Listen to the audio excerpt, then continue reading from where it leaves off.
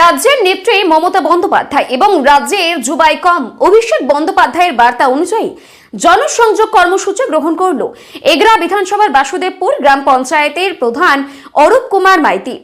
এক ধর্মীয় অনুষ্ঠানে মাধ্যম দিয়ে জনসংযোগ কর্মসূচি করা হয়।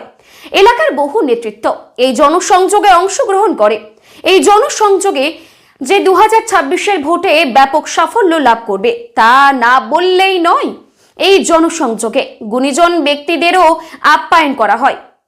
এই জনসংযোগে কর্মসূচি হওয়ায় খুশি এলাকাবাসী। পূর্ব মেদিনীপুর থেকে অংশুমান পণ্ডার রিপোর্ট। সাংবাদিক অংশুমান পণ্ডা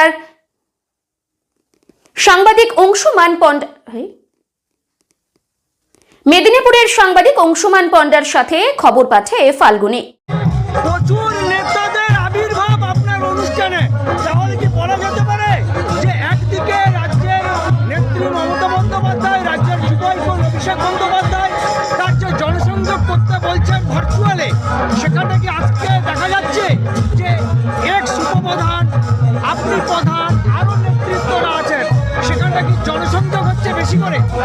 হ্যাঁ, জনসংযোগ তো হয়ে যাচ্ছে, কিন্তু সেই সূত্রে নেতাদের আমি আহ্বান করিনি।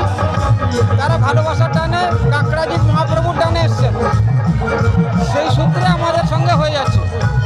অতিরিক্ত হয়তো আমাকে স্নেহ করেন বা কেউ ভালোবাসেন। সেখানটায় 2026-এর ভোটে যে আর জনসংযোগ করছেন তা কিন্তু প্রমাণ করা যেতে পারে।